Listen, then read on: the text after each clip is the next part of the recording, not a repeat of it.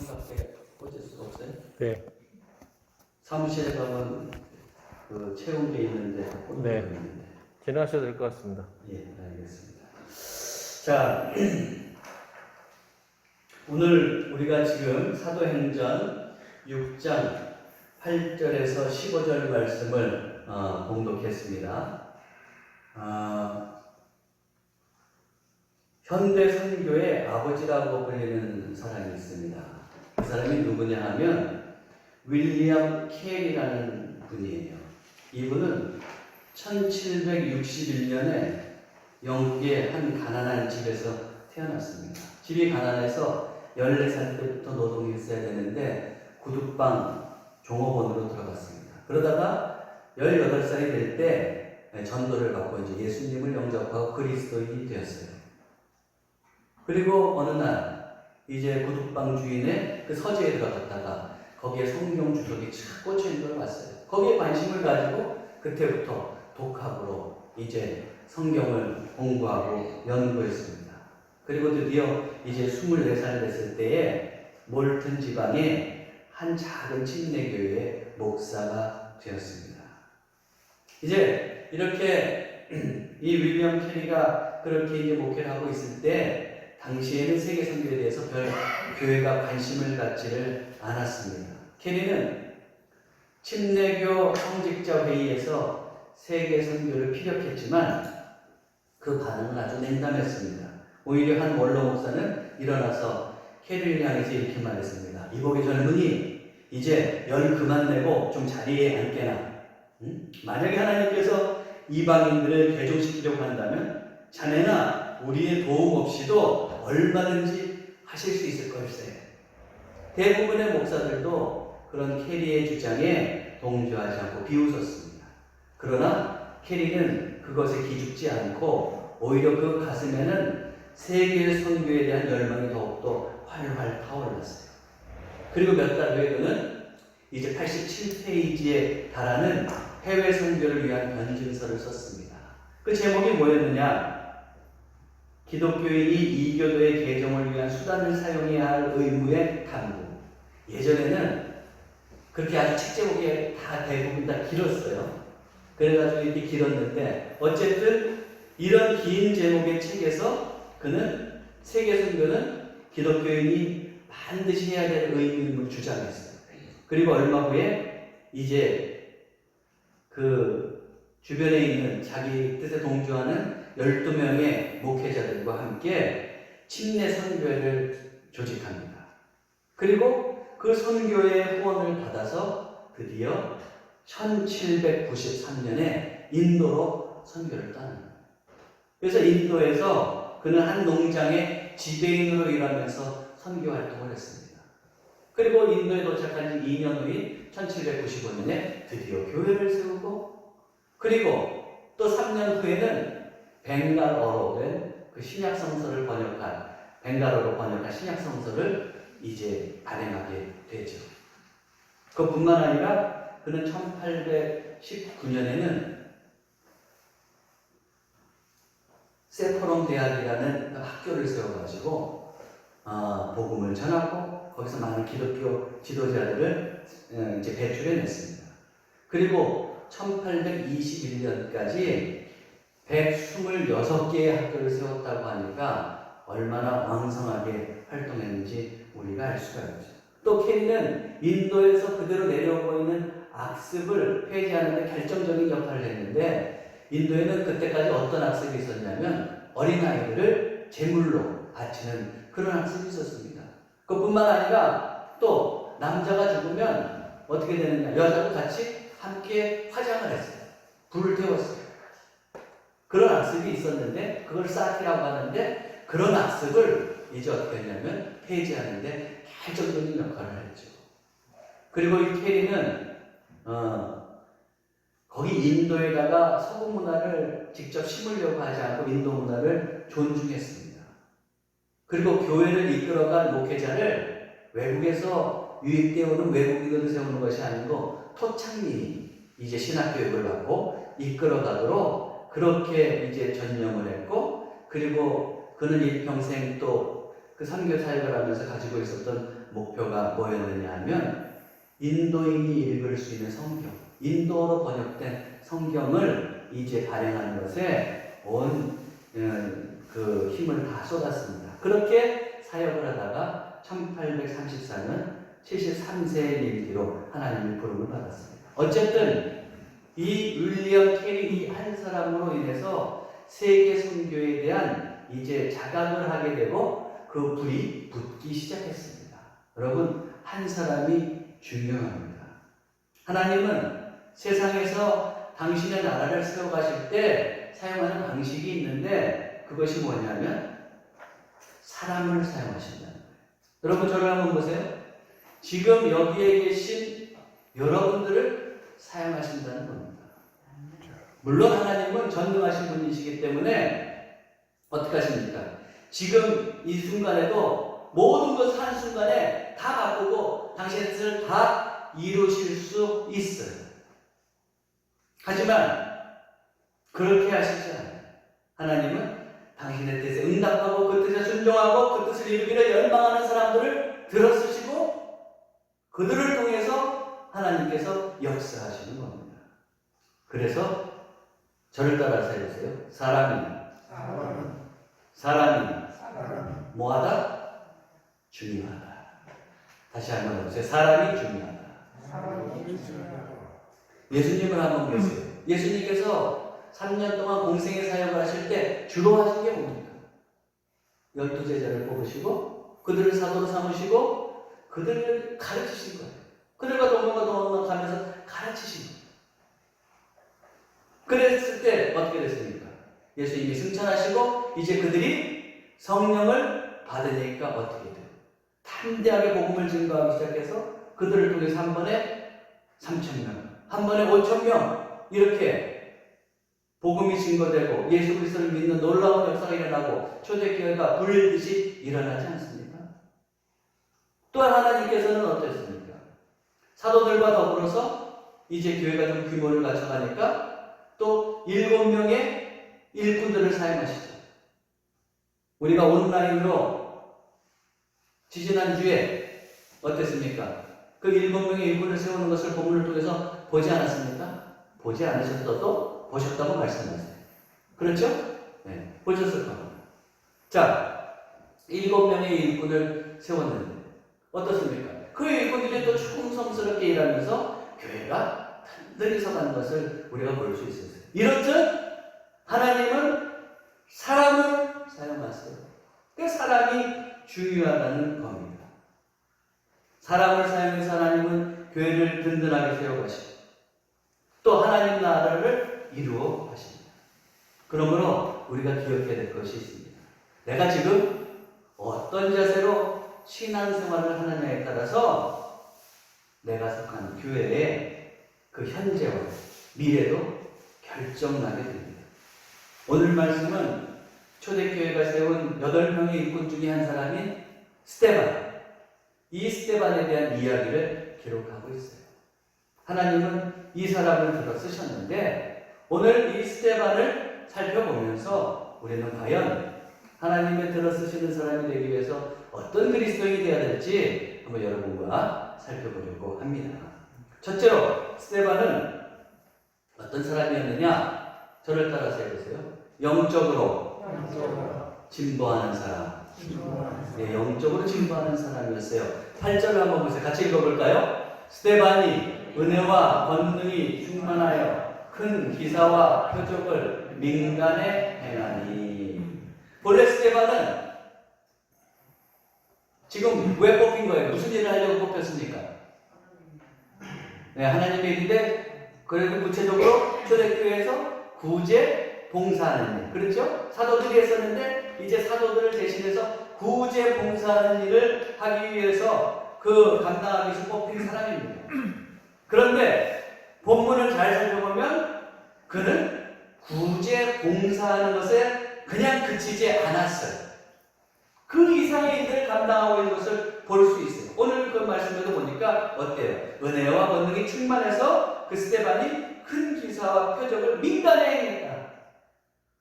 또 다음 본문에서 보면 알 수 있듯이 뭐냐면 그는 아마도 회당에 가서 유대인들에게 복음을 전했던 것 같아요. 그래서 유대인들과 논쟁이 벌어졌는데 거기서 변론하는 변증, 예수 그리스도를 변증하는 그런 내용도 나오고 있는 것을 볼 수 있습니다. 결론적으로 말해서 스데반은 어떤 사람이냐? 그저 하라는 것만 앵무새처럼 하는 그런 사람이 아니었다는 겁니다. 그는 자신의 사역의 영역을 점점 넓혀갔어요. 구제봉사하는 것은 그친 것이 아니라 어땠느냐? 교회 안에서는 구제봉사하는 일과 더불어서 성도들을 돌보고 또 바깥으로는 예수 그리스도의 복음을 전하면서 그렇게 사회 활동을 넓혀갔다는 겁니다. 그는 영적으로 날로 성장하는 사람이었습니다. 우리도 이런 스데반의 영적 진보를 본받아야 됩니다. 성도들 가운데는 세 사람의 교인이, 세 종류의 교인이 있다고 저는 생각이 들어요. 어떤 교인이 있느냐? 퇴보하는 교인이에요. 점점 퇴보하는 교인. 처음에 은혜 받고 눈물 철철 흘리면서 은혜 받고 마음이 정말로 뜨거워졌던 적도 있었는데 가면 갈수록 은혜 다 까먹고. 그리고 어떻습니까? 교회를 위해 헌신하고 봉사하던 모든 것들도 망가가고 살아가는 그런 교인들이 있어요. 둘째는 뭐냐 하면 그냥 하라는 것만 억지로 하면서 살아가는 사람. 그런 교인도 있습니다. 셋째로 스데반처럼 점점 영적으로 성장하고 진보하는 교인이 있어요. 영적인 지식이 성장하고 또한 교회와 하나님 나라를 위해서 더 적극적으로 헌신하고 충성하고 봉사하는 그런 사람이 있습니다. 여러분은 이 세 종류의 사람 중에서 어떤 사람입니까? 교회는 스데반과 같이 영적으로 진보하는 사람을 통해서 성장할 수 있습니다.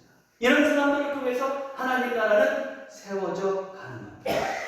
사랑하는 성도 여러분, 영적으로 퇴보하거나 제자리에 머물러 있지 않고 날로 진보를 이루는 그런 주님의 제자들이 되시기를 바랍니다. 그렇다면 스데반은 어떻게 영적인 진보를 이룰 수 있었을까요?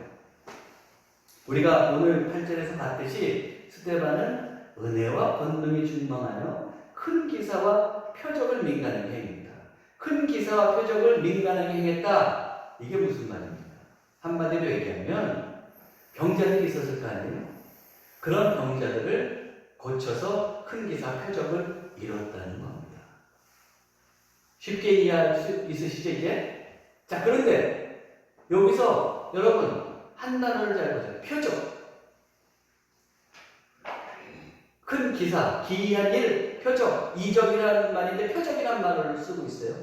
이 표적이라는 단어를 저는 좀 더 주목해 볼 필요가 있다고 생각하는데 신약 성서에서 특히 복음서에서 표적은 어떨 때 사용하느냐면 예수님께서 병자를 고치시고 귀신을 쫓으시면서 이적을 일으키시잖아요. 그러면서 당신이 메시아임을 드러낼 때 표적이라는 말을 써요.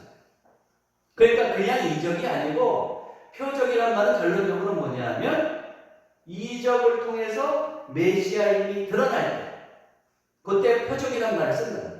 그런데 지금 보세요. 오늘 8절 본문에 보면 스데반이 뭘 했다? 기사와 큰 기사와 뭘 했다고요? 표적. 그래도 아무도 안 계실 때 그냥 온라인으로 하실 때보다 몇 분 계시니까 좀 제가 설교하는데 힘이 나시네요. 여러분들 기도해 주시면서 저에게 더 힘있게 설교해달라고 기도하시면서 그러세요. 자, 그런데 표적을 민간에 행했다. 그러면 스데반이 표적을 행했다. 그러면 스데반이 그렇게 병자를 고치면서 나 그리스도요 하려고 표적을 행했다는 말일까요? 그건 아닐까. 그럼 무슨 말이에요? 이 스데반은 그렇게 귀신을 낸 자 병자를 고치면서 어떻게 했겠어요? 예수님이 그리스도인 것을 드러냈다는 말이죠. 그러므로 그는 병자를 고치면서 이렇게 말했을 겁니다. 여러분, 내가 지금 이 사람을 고친 거는 내 힘으로 하는 것입니까? 아니에요. 이건 다 예수님께서 능력을 주셔서 이렇게 한 겁니다. 여러분들은 예수님을 십자가에 못 박아 죽였지만 예수님은 부활하고 승천하셨고 지금도 우리와 함께 해주시면서 구세주가 되십니다. 여러분들도 예수 그리스도를 믿고 구원받으십시오. 이렇게 했을 거예요. 자, 결론적으로 그러면 이 8절 말씀을 통해서 큰 기사 표적을 민간하게 행했다는 것을 통해서 우리가 알 수 있는 것은 스데반은 일평생 예수 그리스도를 믿고 나서부터 일평생 어떻게 살았느냐면 예수 그리스도를 드러내고 예수 그리스도를 증거하는 일에 힘썼다는 거예요. 왜 이게 중요하냐? 스데반이 그렇게 예수 그리스도를 드러내고 증거하는 일에 힘쓰니까 어떻게 되는 거예요?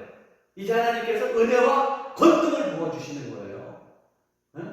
그 열망이 있으니까 그래가지고 어떻게 됩니까? 놀랍게 기사와 표적도 행하고 더욱더 그리스도가 드러나게 하는 것이죠. 우리가 그리스도의 제자로서 우선적으로 해야 할 것이 이겁니다. 그게 뭐냐? 우리의 삶을 통해서 스데반처럼 예수 그리스도를 드러내고 사람들에게 예수 그리스도를 전하려고 열망을 가져야 됩니다. 이런 열망을 가질 때 하나님께서는 우리에게 또 다른 은혜와 권능을 부어주셔서 더욱 주님의 일을 크게 감당할 수 있게 인도해 주세요. 왜 요즘 기독교가 능력을 발휘하지 못합니까? 그리스도를 드러내려고 하지 않는 거예요. 어떻게 보면 한국교회가 오히려 이렇게 지탄을 받고 능력을 발휘하지 못하는 건 그리스도를 드러내려고 하지 않기 때문에 네? 말로는 하나님의 영광 그러지만 어떻게 됩니까? 교회들이 좀 잘 살게 되고 그리고 교회가 좀 성장하게 되면 어떻게 돼요?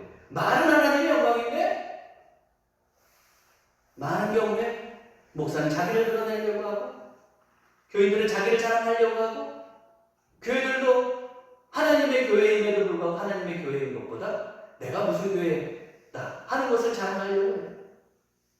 그래서 교인들 중에도 요새는 서열이 있는 것 같아요. 가끔 이런 시골에 이제 교회 다니는 분들이 오시는 분들이 있는데 그분들이 얘기할 때 가장 자랑스럽게 얘기하는 게 저는 서울에 어느 교회 다닙니다. 몇만 명씩 모이는 교회 이름을 대면서 어느 교회 다닙니다. 거기에서 제자훈련을 3코스나 밟았습니다. 그게 꼭 어떻게 되는 거예요? 계급장이 있고 서열이 있는 것처럼 그렇게 얘기하는 것이 분들이 가만히 있어요. 그러나 우리가 분명히 알아야 될 것은 성도로서 그리스도인으로서 물론 내 교회에 대한 자부심을 갖는 것은 중요합니다만 무엇보다도 중요한 것은 뭐예요?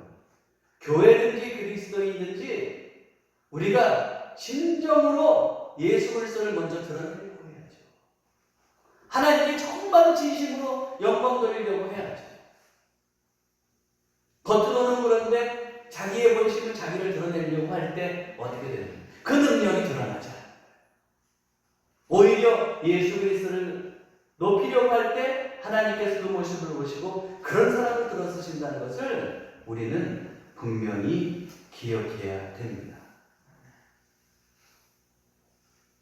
바로 그렇게 우리가 또 그리스도를 드러내려고 할 때 하나님께서 우리에게 상상할 수 없는 능력도 부어주시고 영적인 진보를 이루게 하신다는 것을 여러분들은 꼭 기억하시기 바랍니다. 얼마 전에 제가 우리 유재한 목사님, 원로 목사님 부부와 함께 이제 식사를 한 적이 있었어요. 그때 유 목사님께서 처음 목회 대학원 다니면서 목회 청년병 때 전도사를 하시면서 그 목회하셨던 이야기를 해주셔요. 제가 예전에 한번 말씀드렸는지 모르겠는데 그랬는데 하여튼간 그때 어떻게 되냐면 목사님이 복음의 열정이 뜨거워서 예수님을 전하고 또 예수님의 제자로 삼으려고 어떻게 되냐면 이제 제자 훈련을 시킨 거예요. 몇 사람을 데리고 적어도 12명 있어야 되는데 12명의 교인이 어디 있겠어요. 단 3사람을 데리고 제자 훈련을 시켰어요. 근데 3사람을 시켰는데 3사람이 다 잘 받고 은혜 받으면 얼마나 좋아요. 근데 한 사람은 제자 훈련하다가 못하겠습니다. 중간에서 포기해요. 2사람은 이수를 했는데 한 사람은 그냥 겨우 이수했어요. 근데 한 사람은 그 제자 훈련을 받으면서 마음이 뜨거워지고 은혜를 받은 거예요. 그래서 이 사람이 슈퍼하는 분이었는데 어떻게 됐느냐. 그때부터 그냥 그 슈퍼를 하면서 만나는 사람마다 예수님을 증거하는 거예요. 복음을 전하는 거예요. 그래서 어떻게 되냐면 이 사람을 통해서 해마다 몇십 명씩 전도가 되는 거예요. 그런 놀라운 이야기를 유재환 목사님께서 말씀하시면서 이런 말씀을 하시는 거예요. 당신 성격이 너무 급해서 내가 목회 나갔는데 빨리 교회가 부흥돼야 되는데 아마 부흥되지 못하면 내가 그냥 제풀에 목회를 그만둘 것 같으니까 하나님께서 그렇게 그 사람을 사용하셔서 교회를 성장시켜 주셨다. 이렇게 겸손하게 말씀하시더라고요. 그렇지만 사실은 어떻습니까? 그리스도를 드러내려고 하고 그리스도를 전하려고 하는 그 열정에 찬 그 젊은 전도사 유재환 목사님과 또 은혜를 받고 더욱 복음을 열심히 전하고 예수 그리스도를 드러내겠다고 하는 그 한 손도 어떻게 돼요? 그 사람을 들어서는 거 아니에요. 그분들을 들어서는 거 아니에요. 그래서 하나님께서 그런 열정을 보시고 어떻게 하는 겁니까? 기적과 같은 일을 이루어 주신 겁니다. 우리도 정말 내 삶 속에서 내가 그리스도를 드러내려고 해요. 여러분 다 삶에는 개인적인 인간의 우상이 있을 수도 있어요. 내가 뭐 따르고 싶은 사람도 있을 거예요. 그런 사람들 순간이죠. 우리가 존경하고 정말 우리가 드러내고 우리가 따라야 될 유일한 분이 누굽니까? 예수 그리스도를 제껴놓고 그런 일을 하고 있다 그러면 그건 문제예요. 우리가 가장 따라가야 돼. 우리의 삶의 모범이 되고 우리의 생명이 되시는 예수 그리스도를 따라가야죠. 그리고 어때요? 예수 그리스도를 본받고 더 나아가서 예수 그리스도를 드러내고 예수 그리스도를 전하려는 열망을 가질 때, 그런 뜨거운 열망을 가질 때 하나님께서 그 마음을 보시는 거예요. 그리고 그 사람 통해서 상상할 수 없는 놀라운 일을 펼쳐가시는 거예요. 기적과 같은 일을 펼쳐가시는 거예요. 스데반이 단지 그냥 구제봉사하는 사람으로 선택받았지만 그런 열망을 있었을 때 하나님께서 권능을 주시고 기사와 표적을 민간에 행하게 하셨듯이 우리도 우리의 삶 속에서 예수 그리스도를 열망하고 그분을 드러내려고 할 때에 우리를 통해서 놀라운 복음의 눈이 열리는 역사가 일어날 뿐만 아니라 내가 만나는 사람을 통해서 상상할 수 없는 하나님의 놀라운 기적도 일어날 수 있다는 것을 우리는 잊지 말아야 됩니다. 왜 우리가 그리스도인으로서 세상에서 복음을 증거하는 일에 이렇게 나약해졌습니까?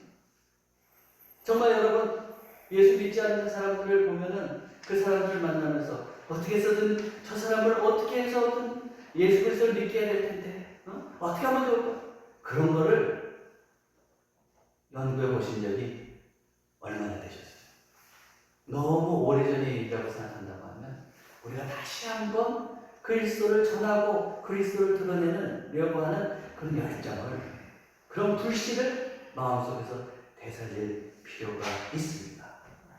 모쪼록 그리스도를 드러내고 전하려는 열망을 통해서 하나님께서 놀랍게 역사하시고 개입하시는 그런 놀라운 경험도 하시고 영적인 진보도 이루어가는 주님의 백성들이 되시기를 바랍니다.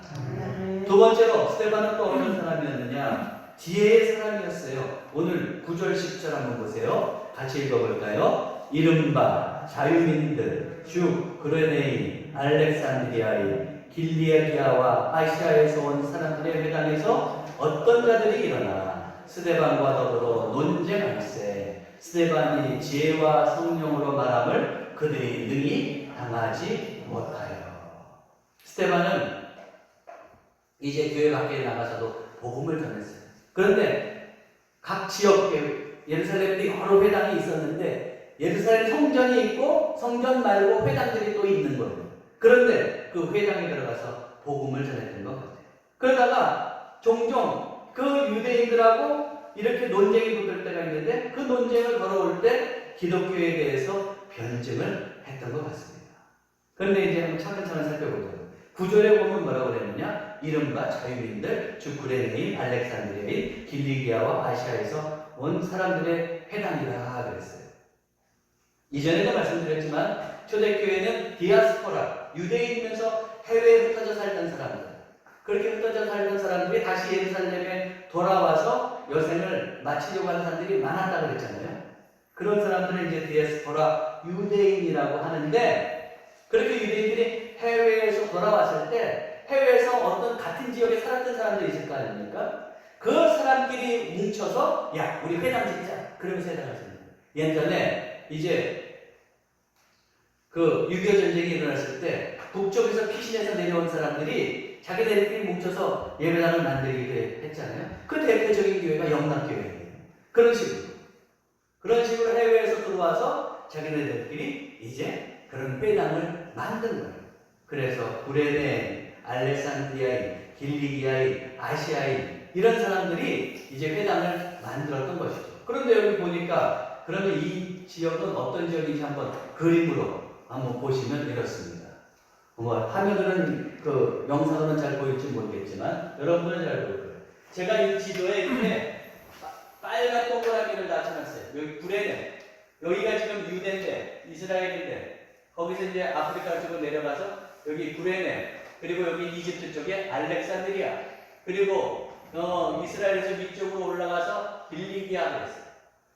그리고 아시아라고 하면 지금 우리가 상상하는 아시아를 생각하시면 절대 안 돼요. 지금 그 아시아가 아니고 동아시아, 동남아시아 생각하면 안 되고 지금 성경에서 말하는 아시아는 여기에요. 지금 이쪽 지역이 터키거든요. 터키 바로 밑에 부분 여기를 아시아라고 합니다. 그러니까 성경에서 말하는 아시아는 주로 이 지역을 아시아라고 합니다. 아시아의 수도는 에베소입니다. 그래서 어떻게 됐냐면 이렇게 흩어져 살던 사람들이 다 예루살렘으로 돌아와서 거기에서 회당을 지었어요. 그런데 여기에서 보면은 본문에 보면 맨 처음에 뭐라고 돼 있었느냐? 이른바 자유민들, 즉 구레네인, 알렉산드리아인, 길리기아인, 아시아에서 온 사람들이다 그랬잖아요. 그러면 자유민들이라는 건 무슨 뜻이냐? 성서 주석학자들은 이제 이렇게 해석하는 거예요. 어떻게 해석하냐면 주전 63년경에 폼페이오가 로마의 폼페이오가 이제 유대의 전쟁 포로를 데리고 로마로 잡아갔어요. 그래서 그들이 맨 처음에 종으로 있었는데 그 후손들은 이제 종에서 풀려나서 자유인이 됐다는 거예요. 자유인이 되면서 각 지역으로 다 흩어졌어요. 그런 사람들. 그래서 구레네, 알렉산드리아, 길리기아, 아시아에 흩어져 있던 사람들이 이제 디아스포라 유대인들이 어느 때인가 예루살렘으로 돌아와서 말년에 하나님을 섬기면서 율법을 지키면서 살겠다고 온 것이죠. 그래서 그 사람들이 회당을 지었는데 이 회당에 스데반이 가서 복음을 전합니다. 그랬더니 어떻게 됐습니까? 이 유대인들이 화가 났어요. 자기네들은 율법을 철저히 지키는 사람인데 이상한 예수님을 전하니까 이들이 그냥 화가 나가지고 막 논쟁하게 됩니다. 그때 어떻게 합니까? 스데반이 거기서 변증하면서 예수님을 전하는데 스데반 한 사람을 당해내지 못하는 거예요. 그러면 여러분 한번 생각해 보세요. 어떻게 스데반은 이 논쟁에서 이길 수 있었을까요? 한마디로 얘기하면 저를 따라해보세요. 지혜가 있었기 때문에. 그렇다면 그가 가진 지혜는 어떤 지혜입니까? 바로 하나님의 말씀을 바탕으로 한 지혜였어요. 그렇다면 유대인들은 그 당시에 뭐 지혜가 없었는데 그들도 지혜가 있었죠. 하나님의 말씀의 지혜는 있었어요. 근데 여러분 이걸 알아야 돼요. 지금 초대교회 스데반 당시에는 성경이 있었지만 신약 성서는 아직 편집되어 기록되지 않았을 때예요. 그러니까 어떻게 되냐면 구약 성서밖에 없었어요. 유대인들은 어떻게 되냐면 회당에 가 있는 유대인들은 그 구약의 말씀, 그중에서도 율법을 소중히 여기면서 그것을 최고로 여기면서 그렇게 생활을 했어요. 그러니까 그들은 뭐냐면은 구약 성서를 볼 때 그 율법적인 눈에서만 보는 거예요. 그렇지만 예수님이 오셨잖아요. 율법을 완성하러 예수님이 오셨잖아요. 스데반은 어땠느냐? 스데반은 구약 성서에 능통했습니다. 우리가 이제 7장에서도 보겠지만 스데반은 구약 성서를 쭉 꿰뚫으면서 이 공회에서 이제 사람들에게 말을 해요. 구약 성서에 능통했지만 그것과 더불어서 어떻게 되느냐? 예수 그리스도의 빛에서 그 구약 성서를 볼 줄 알았어요. 거기에 차이가 있는 거예요. 그러면 스데반은 어떻게 예수 그리스도의 빛에서 그 볼 수 있는 눈을 갖게 됐습니까? 초대교회에서 사도들이 가르치는다는 거죠. 그러면서 어떻게 됐느냐면 이제 율법의 완성은 예수님인 걸 알게 되고 그 예수님의 눈으로 예수님의 빛에서 구약 성전을 보니까 모든 것이 깨달아지는 거죠. 그러므로 공회에 있는 유대인들은 율법의 차원에 있는 신앙인이라고 한다면 아직도 미몽에 그 꿈이 깨어나지 못하고 눈을 뜨지 못한 그 차원의 사람들이라고 한다면 어때요? 지금 스데반은 바로 예수 그리스도를 아는 그런 경지에서 구약 성서를 볼 수 있는 그런 차원이 있는 것이죠. 그래서 어떻습니까? 스데반은 이런 말씀에 근거한 지혜를 가지고 있었기 때문에 유대인들은 그 스데반을 당해낼 수가 없었던 겁니다. 우리도 세상을 살아가면서 세상의 모든 논리와 이론이 다 우리를 유익하게 하는 것이 아닙니다. 그럴 땐 논리가 우리를 유혹하기를 그렇다면 그런 것들에 휩쓸리지 않고 우리가 믿음을 지키고 복음을 전하려면 어떻게 해요? 스데반처럼 말씀에 지혜가 있어야 됩니다. 하나님의 말씀보다 소중한 건 없어요. 저는 젊어서 이런저런 철학에 기웃거렸던 사람입니다. 지금도 간혹 철학책을 이렇게 보기도 합니다. 근데 젊었을 때는 어땠냐면 거기에 절대적인 진리가 있을 거라고 생각하고 철학자들을 동경하기도 했습니다. 그러나 세월이 흐를수록 확실한 것은 철학자들의 논리는 그 한 사람의 세계관일 뿐이에요. 그 한 사람이 세계를 바라보는 이론을 기록해 놨을 뿐입니다. 완전할 수가 없는 것이죠. 그렇다고 제가 철학에 전혀 쓸모없다는 게 아닙니다. 그런 철학책을 보면서 세계를 보는 또 사고의 폭이 넓어져. 그리고 또 사고할 수 있는 방식을 배우기도 했어요. 그러나 철학의 이론은 절대적일 수 없는 절대적인 진리. 우리를 참지에 이르게 하는 것은 오직 하나님의 말씀입니다. 하나님의 말씀이 우리에게 절대적인 기준이 되는 겁니다. 그리스도인은 하나님의 말씀을 진리로 받아들이는 사람입니다. 그러므로 우리는 무엇보다도 하나님의 말씀을 바탕으로 한 지혜를 갖춰야 합니다. 그때 우리는 세상의 논리에 휘둘리지 않고 믿음의 사람으로 바로 설 수 있고 또한 바른 진리를 전할 수 있습니다. 사랑하는 성도 여러분, 말씀을 바탕으로 한 지혜의 사람이 되시기 바랍니다. 하나님의 말씀을 가까이 하시기 바랍니다. 한 말씀의 사람이 되시기를 바랍니다. 예. 세 번째로 스데반은 어떤 사람이었느냐? 저를 따라 또 해보세요. 성령의 사람. 성령의 사람이었어요. 우리 11절 12절 한번 읽어볼까요? 사람들을 매수하여 말하게 하되 이 사람이 모세와 하나님을 모독하는 말을 하는 것을 우리가 들었노라 하게 하고 백성과 장로와 서기관들을 충동시켜 와서 잡아가지고 공회에 이르러. 이게 무슨 말이냐? 지금 아까 각 지역에 있었던 회당 돌아다니면서 스데반이 전하면서 논쟁을 하고 그랬지만 스데반을 회당에 있는 사람들이 이길 수 없었다 그랬잖아요. 그 사람들이 화가 나니까 이제 어떻게 되냐면 공회에 고발을 합니다. 그런데 어떻게 되냐면 사람들을 매수해가지고 야, 너 가서 고발해. 그러면서 이제 고발하는 거죠. 그랬는데 고발하는 내용이 뭐냐면 저자가 모세와 하나님을 모독했다. 모세는 하나님으로부터 뭘 받은 사람이죠? 십계명을 받고 율법을 받은 사람이죠. 그러므로 어떻게 되는 거예요? 율법을 모독하고 하나님을 모독했다. 이런 것으로 공회에 고발했어요. 그래서 어떻게 되냐면 공회에서 죽달같이 스데반을 잡아가지고 공회에 세우고 신문하는 겁니다. 무슨 말씀인지 아시죠? 지금 그런 내용을 11절 12절에서 얘기하고 있는 거예요. 자, 그러면 그 사람을 가서 이제 공회에 스데반을 세웠어요.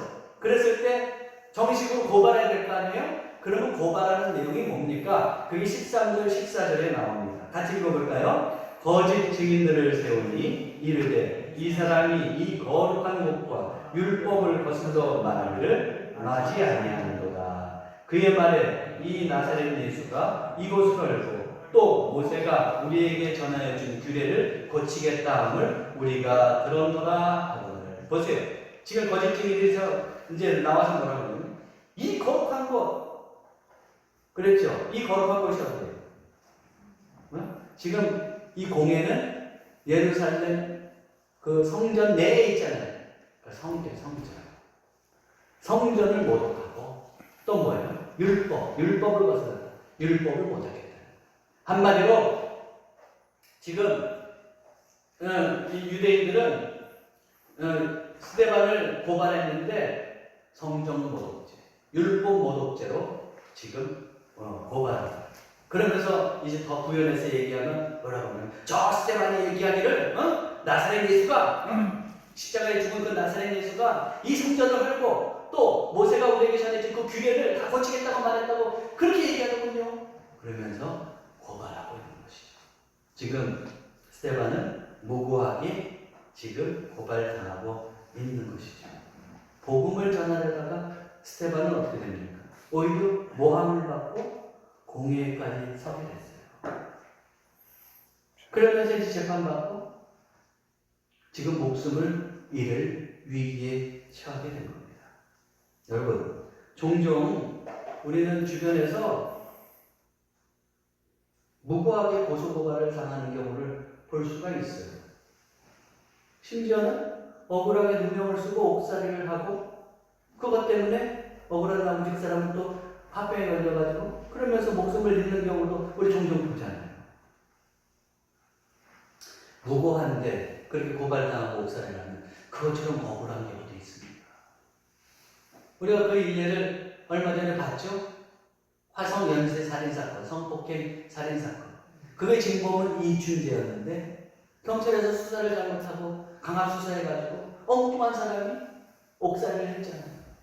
그 사람 정말 얼마나 억울할까 생각해보면 정말 좀 그 사람의 심정을 조금 이해할 수 있을 것 같은데 옥살이는 그렇다 치고 자기는 평생 이제 어떻게 된 거예요? 나는 성폭행 살인범이야 하는 그 레터리가 붙어서 살아가야 되는 거 아니에요? 그게 또 얼마나 억울하겠습니까? 늦게라도 밝혀졌으니까 다행이지. 근데 스데반도 어때요? 자기가 한 거라고 그냥 그리스도를 드러내고 전하려는 그 열망을 가지고 복음을 전하는 것 뿐인데 고소고발을 당한 거예요. 얼마나 억울하겠어요? 여러분 스데반이라면 억울하겠어요? 하겠어요? 억울하죠. 그런데 스데반은 이때 어떤 반응을 보였어요? 우리 15절 한 구절 우리 같이 한번 읽어볼까요? 공회 중에 앉은 사람들이 다 스데반을 주목하여 보니 그 얼굴이 천사의 얼굴과 같다. 천사의 얼굴 고소고발 당하고 얼굴이 화려한 천사의 얼굴. 제 얼굴이 지금 천사의 얼굴처럼 보이시나요? 여러분들이 천사의 얼굴이시면 또 억울한 상황에서 어떻게 그가 이렇게 천사의 얼굴을 할 수 있었어요? 어떻게 그렇게 하고 있었어요? 우리도 그런 얼굴을 하면서 편한 얼굴, 천사의 얼굴을 하면서 살면 얼마나 좋아요. 어째서 그럴 수 있었을까요? 결론적으로 얘기하면 그가 어떻게 해서 이렇게 천사의 얼굴을 할 수 있었느냐? 성령께서 함께 하셨기 때문에. 그는 성령 충만한 사람이었습니다. 우리는 스데반이 앞에서 회당에서 그 논쟁할 때 그가 말할 때 그 성경에서 뭐라고 쓰고 있느냐면 지혜와 성령으로 말했다고 쓰고 있었어요. 그래서 그 제가 말씀의 지혜의 사람이라고 아까 말씀드렸잖아요. 근데 그 스데반은 말씀의 지혜만 있었던 게 아니에요. 사실 따져보면 그 말씀의 지혜와 더불어서 성령께서 주장해 주셨기 때문에 어때요? 그 유대인들과의 논쟁에서 이기고 또 남았던 것이죠. 안다고만 되는 게 아닙니다. 성령께서 주장해 주셔야 참으로 우리는 승리할 수 있습니다. 그것뿐만 아니라 또 3절에서 스데반이 지혜와 성령으로 말함을 그들이 능히 당하지 못하여 아까의 말씀 10절의 말씀이고 또 3절에서 스데반이 구제봉사의 일꾼으로 뽑힐 때 그 자격이 뭐였어요? 사도들이 제안한 그 자격이 뭡니까? 3절에 보니까 형제들아 너희 가운데서 성령과 지혜가 충만하여 칭찬받는 사람 7을 택하라. 성령과 지혜가 충만한 사람을 그러므로 스데반이 어땠습니까? 이 7사람 중에 한 사람 뽑혔다는 것은 성령 충만한 사람이다. 그래요. 스데반은 성령 충만한 사람이었습니다. 스데반은 성령 충만해서 봉사했고 성령 충만해서 복음을 전했습니다. 그리고 무고하게 이제 고발당하고 공회에 섰을 때 그가 천사와 같은 얼굴을 할 수 있었던 것도 성령 충만했기 때문입니다. 성령께서 함께 하셔야 우리는 믿음의 사람으로 제대로 일을 할 수 있고 능력을 행할 수 있고 심지어 억울하고 원통한 그런 상황에서도 평안할 수 있으며 스데반과 같이 천사의 얼굴을 할 수가 있습니다. 믿음의 사람은 자기의 힘으로 하는 사람이 아니에요. 성령의 능력으로 일하는 사람입니다. 자기의 힘으로 할 때 피곤하면 어떻게 해요? 지치고 탈진하는 거예요. 문제가 생기면 어떻게 해요? 낙망하고 포기하고 싶어집니다. 또한 조금 억울하다 싶으면 그분을 참지 못하고 부들부들 떨고 그런 거예요. 그리고 심지어는 그것 때문에 건강이 악화되겠죠.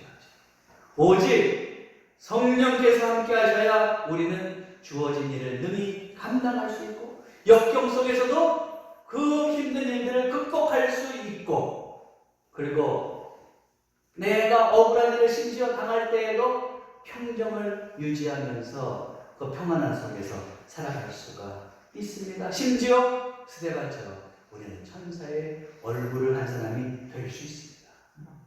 인간은 나약합니다. 오직 성령만이 우리를 강하게 하십니다. 성령이 우리에게 평안을 주시는 거예요. 사랑하는 성도 여러분, 하나님의 그 나라를, 그 하나님 나라에 대한 열망을 가지고 또 열심을 다하시기 바랍니다. 그러나 내 힘만으로는 불가능해요. 성령께서 함께 하셔야 우리는 역경도 이겨내고 평안을 잃지 않고 능히 이겨낼 수 있습니다. 여러분, 성령께서 도와주시기를 위해서 기도하시기 바랍니다. 성령의 사람이 되게 해달라고 간구하시기 바랍니다. 그래야요, 여러분들 스데반처럼 성령 충만해서 주님의 주신 일을 능히 감당하고 어떠한 상황 속에서도 정말로 평화를 얻으며 성령께서 주시는 평화를 얻으며 천사와 같은 그런 얼굴로 살아가는 귀한 삶이 되시기를 주님의 이름으로 축원합니다. 네. 기도하겠습니다. 하나님, 저희도 스데반처럼 변화받은 하나님 나라의 일꾼이 되기를 원합니다.